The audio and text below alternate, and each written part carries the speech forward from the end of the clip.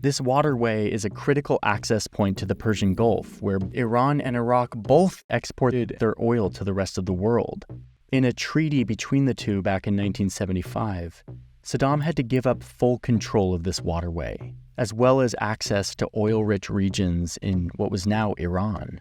Saddam hates this treaty. The war officially starts when Saddam sends his air force over the border in a surprise attack on Iranian air bases, and Iran responds with airstrikes of their own into Iraqi territory, hitting oil facilities. For most of 1981, the two armies are in a stalemate. The global powers see this stalemate and try to negotiate a ceasefire, hoping that this conflict that threatens so much of the global oil supply will end soon.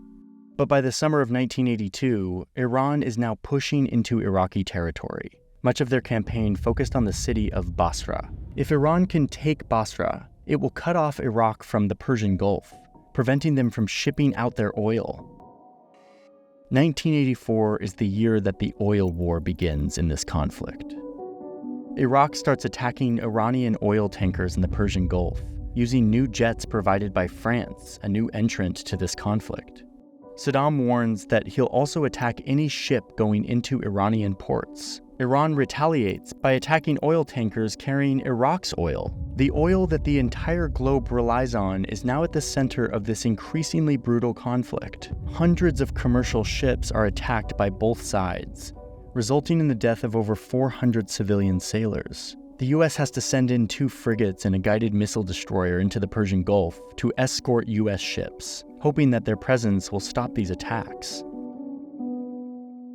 Meanwhile, Kuwait is asking the US to be more aggressive to protect their oil tankers. Iranian attacks on their ships have started to take a toll. The US is getting more involved in the war. Their presence in the Persian Gulf is growing.